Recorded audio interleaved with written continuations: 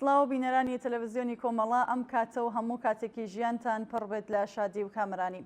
لە ئەڵقەیەکی دیکەی بەرنامەی دیدار و ڕاوەوە هاتوونەتەوە خزمەتتان بۆ پێشکەشکردنی بەڕگە و بابەتەکانی ئەم بەرنامەیە کە پێکاتووە لە بابەتێک لە ژێرناونیشانی هونەر و ئەدەبیاتی پێشڕۆ بوار خۆشکەری کەشێکی شۆڕژگێرانە لە نووسینی بەڕێز سعید ئەمانی. بۆ هیوایە ناوەڕۆکی بەرنامەکەمانە جێگای سەرنجی ئێوەی ئازیز و خۆشەویست بێت. ناو بڕێک وەربگرین دەستپێک.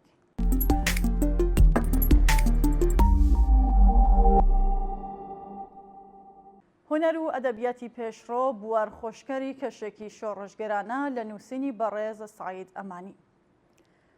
هونەر و ئەدەبیات وەک یەکێک لە قەوارەکانی وشیاری کۆمەڵایەتی و بەشێک لە ڕووبەنایەکی سیاسی کە زادەی وجودێکی کۆمەڵایەتیە، دۆر و نەخشێکی کارامە و کارای لە ڕۆتی گەشەی کۆمەڵ و ئاڵوگۆڕەکانیدا هەیە.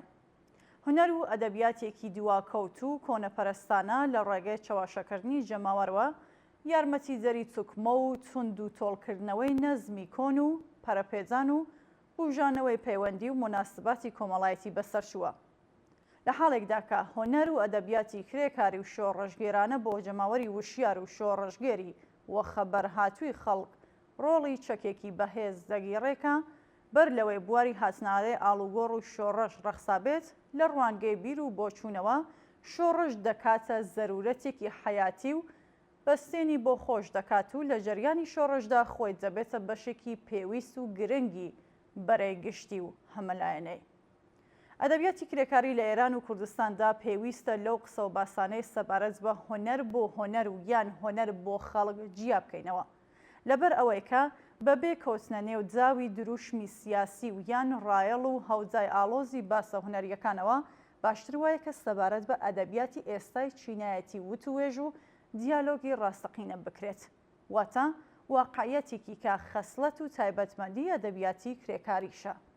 بەداخەوە تریبوونی زاڵی ئەم وتوێژە لە دەستباڵێکدایەکە بە ئەدعای ڕەتکردنەوەی بە تەواوەتی ئەدەبیاتی ئیدۆلۆژیک بەخۆ بەدوورگرتن لە هەموو ئەو بابەتانەی کە لە ڕاستای پەیکار و تێکۆشانی چینایەتیدا بووە، خۆی پەراوێز و بەدوور لە هەموو چەشنە هەڵوێزگرتنیکی کۆمەڵایەتی سیاسی دەزانێت و کاکڵی ئەدەبیاتەکەشی عینی بێلایەنی، لە حاڵێکدا کە ئەم بێلایەنیە خۆی لە داوی ویست و زەوەکاریەکانی سەرمایەداریدا گرێ خواردووە.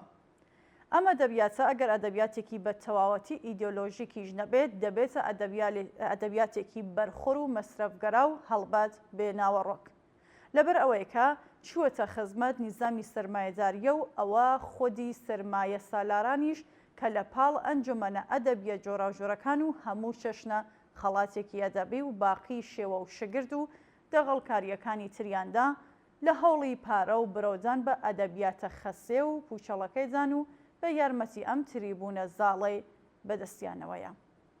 کرێکاران وەک چینیکی کۆمەڵایەتی و زۆرینەی ئەندامانی کۆمەلگا هونەر و ئەدەبیاتی تایبەت بە خۆیان هەیە، وەک چۆن سەرمایەداریش وەک کەمینەیەک خەریکە بابەتەکانی تایبەت بە خۆی پەروەردە دەکات و پەرەیان پێدات.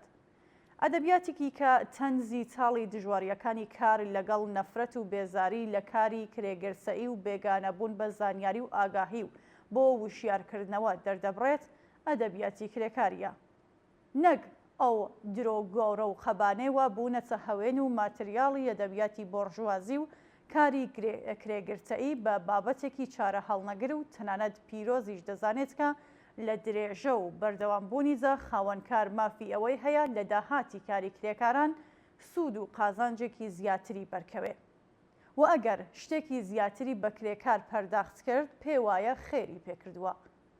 ئاساییەکە کەمینەی خاوەندەسەڵات و پلە و پایەکان بۆ پاراستنی ماف و بەرژەوەندیەکانیان دەیانەوەی بارودۆخەکە پارێزراو بێ و هەر چەشنە ئاڵوگۆڕێک لە ڕاستەی دژ بە بەرژەوەندیەکانیاندا دەبینن. لە بەرامبەریشدا زۆرینەی بێبەش و زۆر لێکراو بۆ ئەوەی درۆیەکی ڕوون بەرەو ڕووی ژیان و بەڕێچوونیدا بکرێتەوە، حەزی لە ئاڵوگۆڕە و بە پیریەوە دەچێت. کەمینەی خاوەن بەرژەوەندی کە خۆی بەبێ ئەوەی ڕۆڵێکی لە بەرهەمهێناندا هەبێ و تەنیا چاوەدێری ڕەوتی بەرهەمهێنانی چینی زۆرینەیە، هەوڵە بەکردەوەکان بە سووک چاو لێ دەکەن و دەکۆشن تا هەوڵە نەزەریەکان بە تەواوی لە هەوڵە بەکردەوەیەکان جیا بکەنەوە. لەلایەکی دیکەوە ئەکرێ بڵین چینی زۆرینە مەجالێکی بۆ کار و کۆششی سربەخۆیانەی نەزەری لە بەردەستانیە. چینی کەمینەش چۆن ڕاستەوخۆ لەگەڵ ژیانی بەکردەوەدا نامۆیە ئاساییە لە ڕاستیەکان دوورکەوێتەوە و خەڵوەت نشینی کاخی خەیاڵی خۆی بێت. لە حاڵێکدا کە زۆرینە لەبەر ئەوەی تێکەڵاوی ڕەوتی ژیانی بەکردەوەیە لەگەڵ ڕاستیەکاندا دەستەویەخەیە، دەکرێت بوترێ واقعگەرایە. کەوابێ دەتوانین بوونی دۆ جۆر هۆنەری جیاواز هەر لە بەرەبەیانی سەرهەڵدانی تەمەدۆنەوە بەدی بکەین و لە یەکی هەڵاوێرین. واتە هۆنەری واقعگەرانەی زۆرینە ئەوام و هۆنەری ناواقعگەرانەیە کەمینە واتە خەواس.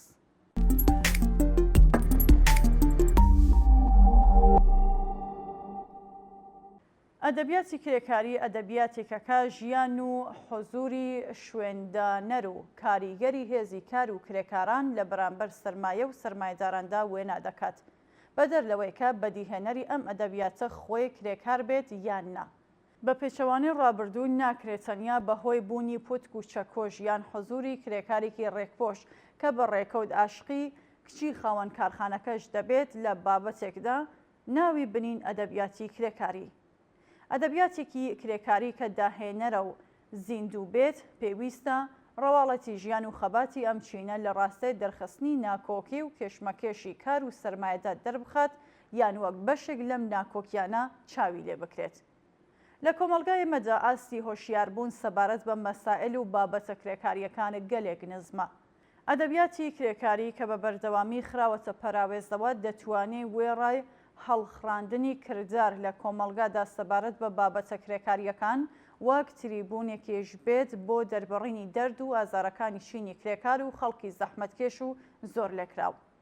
ئەدەبیاتی ڕیشەداری کرێکاری کە ئێستالەتەکەی نەک لە شێوەی بۆ ماوەئی و ئەرسی سەرمایەداری بەڵکو لە چەشنی ئینسانی و سروشتیەکەی بێت دەتوانێت کاریگەری بنەڕەتی لەسەر فەرهەنگێکدا بنێت کە پێکاتێک کۆمەلگایەکەکە لێوڕێژە لە ناکۆکی، کۆمەلگایەکی نەخۆش کە لە حرەکەتی بەناچاری خۆیدا کەوتووەتە قۆناغی بەرزەخیەوە وەوەی ڕای هەڵدان و گەڕان بە دوای ڕێگای چارەسەری ناکۆکیەکاندا لە پەڕینەوە لەم بەرزەخە ئێستا لە ئەگەری توندوتیژەکانی پێکدادانی چینایەتی بە زمانی یاسای خۆی زمانێک کە هەمووان تێبگەن کەم کاتەوە. ئەدەبیاتی کرێکاری لەگەڵ ئەوەی کە پێ وایە لە ئێستادا تاریکی گۆڕەپانەکەی داگیر کردووە بەڵام تروسکایی و ئەستێرەکانیش دەبینێت. بڕوای بە هەتاهەتایی بوونی ئەم تاریکیە نییە، ناهێڵێ قەت ئاسمان بەبێ ئەستێرە بمێنێتەوە لەبەر ئەوەی ئاسمان قەت بێ ئەستێرە نییە. ئەدەبیاتی کرێکاری ئەدەبیاتێکی چاوکرانەوە وشیاریە. ئەدەبیاتی کرێکاری کە ڕاستەوخۆ لە ناخی بەرینترین چینی کۆمەڵایەتیەوە شکڵ دەگرێت ئامرازێکە بۆ دەربڕینی ئەوین و خۆشەویستی، ڕەنج و ئازار، ئامانج و ئارەزوو، دنیابینی و بەگشتی ئەواتفی ئەم چینە. چینی کرێکار ئەم قۆناغی چەندین جار لە مێژوودا لەوانە لە سەرزەمی شۆڕشی ئۆکتۆبەردا بە بوونەخاوەنی گەلێک بەرهەمی بە نرخی وەک دایکی مەکسیم گۆرگی، نینا و هیتر تەجروبە کردووە. نووسەران، هەدیبان و شاعرانێکی زۆر لە ئێران و کوردستان لەم یەک دوو سەدەی ڕابردوویە هەوڵەیان داوە لەم بوارەدا چالاک بن و جێپەنجەشیان دیارە، هەرچەند کە نەیانتوانیوە بەرهەمێکی پاک و پاڵاوتەی ئەدەبی کرێکاری بەرهەم بێنن. دەتوانین ئاماژە بە گەلێک نمونە لە هونەر و ئەدەبیاتی کرێکاری ئێران و کوردستان لە قۆناغی ئێستادا بکەین و ناویان بەرین. لەوانە شانۆنامەی عەباساغای کرێکاریەنان ناسیۆنالی سەعید سوڵتانپور یان بەرهەمی شاعر و نووسەرانێکی وەک سەمەد بێهڕەنگی، عەلی ئەشرەف دەروێشیان، لاهوتی، خۆسرۆ گوڵسرخی، ڕێبوەر، سولەیمان قاسمیانی، بەشێک لە بەرهەمەکانی ئەحمەد شاملو، قانع ئەحمەد بازگەر، سەیەد عەلی ساڵحی و کەسانی تر. ئەدەبیاتی کرێکاری لەگەڵ پەرەسەندنی ڕۆژ لە ڕۆژ زیاتری ئەم چینە و وشیاربوونەوەی ویست و زاواکاریەکانی شکل و شێوەی کامڵتر و بابەتی تر بەخۆیەوە دەگرێت. ئەدەبیاتی کرێکاری ئەدەبیاتێکی پەرەپێدان و پیرۆزکردنی هەژاری نییە. ئەدەبیاتی سڕینەوەی مۆناسبات و پەیوەندی سەرمایەداریە. بە هەر ڕادەیەک خەباتی چینایەتی لە ڕاستای ناسین و لە نێوبردنی ناکۆکیەکانی ئێستادا قوڵتر دەبێتەوە، ئەم ئەدەبیاتەش زیاتر گەشە دەکات و بەرەو کامڵبوون دەچێت. ئەمڕۆزەکانی ئەمڕۆی پەیوەندیگرتن وەک ئینتەرنێت و ماهوارە دەتوانن بکەونە اختیار چینی کرێکارەوە و بخرێنە خزمەت گەشە و پەرەپێدان و سەخامگیری ئەدەبیاتی کرێکاری. ئەم ئامرازە زمانێکی نوێ بەرهەمهێنانی دەقی کرێکاری دەوێتکە بەرەو گشتگیربوونە. دەتوانین بڵین بەنا بە قێرانێکی فەرهەنگی و کۆمەڵایەتی کە داوێنگیری کۆمەلگای جیهانی بە گشتی و ئێران بە تایبەتی بووە و ئەدەبیاتی سڕبووی بۆ ڕژوازیش توانایی وەڵامدانەوەی نییە پێ، ئەدەبیاتی داهاتوو ئەدەبیاتێکی کرێکاریە. با لێرەدا کورتەباسێکی دکتۆر تەقی ئەرانی سەبارەت بە پێناسە و کارکردی هۆنەر و ئەدەبیات بخۆنینەوە یارمەتیدەری ناسینی زیاتری دۆر و نەخشی هۆنەرە لە پانتای کۆمەلگادا. هۆنەریش وەک زانست، فەلسەفە، ماف و شتی تر یەکێک لە ئاکامەکانی ژیانی مادی بەشەرە. مەبەست لە موتارە ئەوەیە کە بیسەلمێنین هۆنەر بگرە لەم ڕوانگەوە کە یەکێک لە دەرکەوتەکانی ڕۆحی بەشەرە مادیە و بە یەکێک لە دەرەنجامەکانی ژیانی بە کۆمەڵی مرۆڤ دەژمێردرێ. واتە هەر وەک چۆن زانست و فەلسەفە و ماف و ئاین و بەگشتی تەواوی دیاردە کۆمەڵایەتیەکان ئاکامی هەلومەرج و بارودۆخی کۆمەلگان، هۆنەریش بە پێ هەڵدان و گەشەکردن یان لاوازبوونی شێوەی بەرهەمهێنانی سەروەت لە حاڵی هەڵدان یان نشستیدایە. بەواتەکی تر هۆنەریش وەک باقی دیاردە کۆمەڵایەتیەکانی تر لەژێر کاردانەوەی بارودۆخی بەرهەمهێنان و شرایەتی مادی سەردەمەکەیدایە.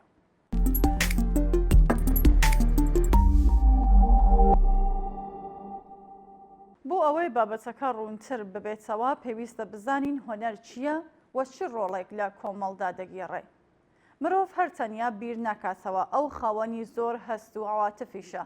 هەڵبەت ئەم هەست و نەستە نابێ وەک شتێکی غێرە مادی چاو لێ بکەین. ئەمانەش تایبەتمەندی مادیان هەیە. لە هەر حاڵدا مرۆڤ بە بدیتنی کردەوەی باش و شاد و بە بینینی خراپکاری دڵگرانە. ماوەیەک خۆشحاڵ و سەردەمێک غەمناک دەبێ. کاتێک کەیلی هیوایە و ئارەزووی لە شتێکە و کاتێکی تر بە پێچەوانە. بەگشتی چۆن هەست و حەز و ئارەزوەکانی بەشەر بێسنوورە، هۆنەر ئەم هەست و نەستە کۆ دەکاتەوە و لە ڕێگای شکل و ڕەواڵەتی هەست پێکراو وەک وتە، دەنگ و جوڵە یان لە ڕاستای کەرەستەی ترەوە دەردەبڕدرێ. شەعر، موسیقا و شێوەکاری هەر کامەیان یەکێک لە دیاردەکانی هۆنەرن. کەوا بێ دەتوانین بڵین هۆنەر کەرەستەی کۆمەڵایەتیکردنی هەستەکانە وەیان وەک تۆلستۆی ئەڵێ هۆنەر کەرەستەی گواستنەوە و تەشەنەی عەواتفە. لەگەڵ کۆ پارچەیەک موزیک لێ بدرێ بە خێرایی گشت هەستگەلی موسیقاژەنی هۆنەرمەند دەچێتە ناخی بیسەرەوە و دەیخاتە ژێر کاریگەری خۆیەوە. بەم چەشنە عەواتفی تاکی هۆنەرمەند دەبێتە هەستێکی کۆمەڵایەتی، شێوەکاری، پەیکەرسازی، شێعر و بیناسازیش لەم ڕوانگەیەوە وەک موسیقان. ئێستا کە تعریفی هۆنەر واتە لێکدانەوەی شێوەگەلی مادی هەستپێکرا و دۆر و نەخشی کۆمەڵایەتیەکەی یانی بە گشتیکردنی هەستگەلی تاکە کەسمان بۆ دەرکەوت، پێویستە بزانین کە گەشە و هەڵدانی هۆنەر پەیوەندی بە چه هۆکارگەلێکەوە هەیە و تا چ ڕادەیەک گەشە و هەڵدانی کۆمەڵایەتی کاردانەوەی لەسەر هەڵدان و پوکانەوەی هۆنەر هەیە. هۆنەر بە هەر شکل و شێوەیەک چاو لێ بکرێ و لە بەرچاو بگیرێ بە شێوەی ڕاستەوخۆ یان ناڕاستەوخۆ بەهۆی زەنجیرەیەک پەیوەندیەوە ئاکامی بارودۆخی یابووری و ڕادەی گەشەی کەرەستەی فەنی کۆمەلگایە. بە هەر ئەندازەیەک ئامێرەکانی موسیقا لە وڵاتێکدا پێشکەوتووتر بێت، هەر بەو ڕادەیەش بەرهەمە موسیقیەکەی کامەڵتر و باشترە لە بەرهەمی موسیقای وڵاتانەی کە ئێستاش لە کەرەستە کۆن و سۆنەتیەکان کەڵک وەردەگرن.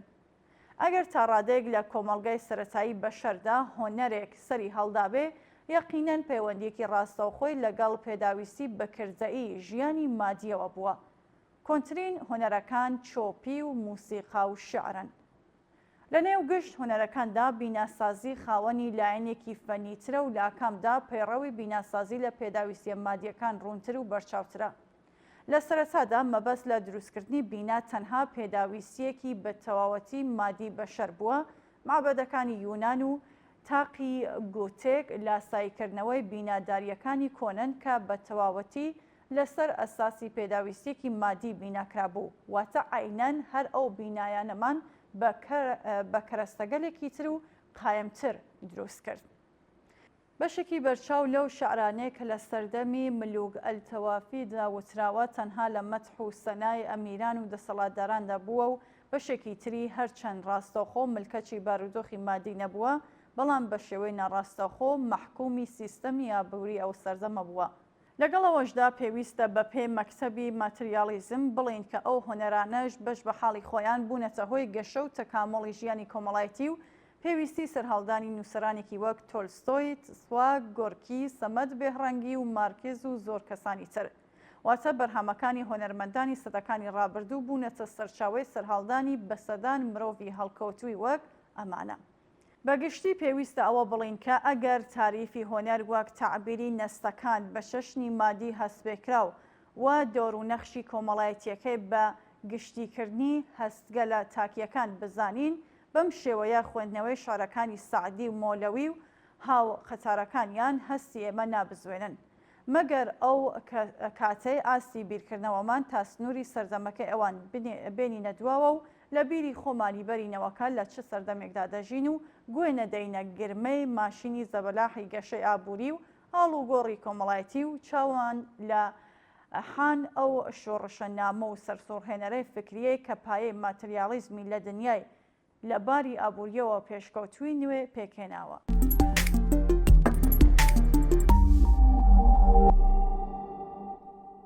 بەڵێ ئازیزان و خۆشەویستان، بەم شێوەیە گەیشتنە کۆتایی بەرنامەی ئەمڕۆشمان. زۆر سوپاس کە تاکو ئێستا بینەرمان بوون. تا بەرنامێکی تر و هەفتەیەکی تر و دیدەر و ڕاوێکی تر ماڵەوە.